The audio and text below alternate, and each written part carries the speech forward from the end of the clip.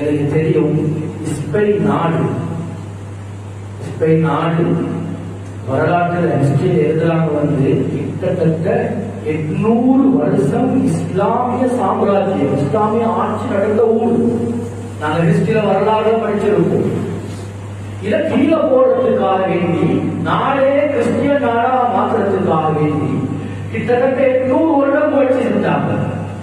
எப்படி? கிட்டத்தட்ட 40 திட்டங்கள் சிந்தனை போராட்டம் என்ற ரீதியில முயற்சி செஞ்சு, அதுல 7வது திட்டம் தெரியுமா? அது கதாவு அலா வஹதத்தில் முஸ்லிமீன், முஸ்லிம்களுடைய ஒற்றுமையை இல்லாமல், முஸ்லிம்களுடைய ஒற்றுமை இல்லாம போனா எனக்கு வேண்டிய விஷயத்தை சாதிச்சு கொண்டு கேளும். இதை இன்றைக்கு நாங்க மத்திய கிழக்கு நாடுகள்ல பார்க்கிறோம். கனிமானவர்களே, மற்ற நாடுகளுக்கு பெட்ரோல் தேவை, மற்ற நாடுகளுக்கு டீசல் தேவை, மற்ற நாடுகளுக்கு ஆயில் தேவை.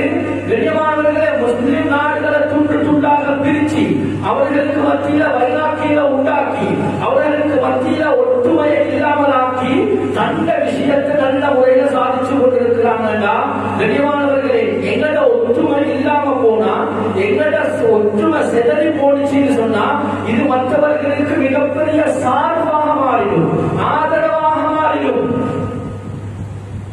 அதுக்கு பின்னால சகோதரர்களை நாங்கள் தகச்சல் எழுப்பி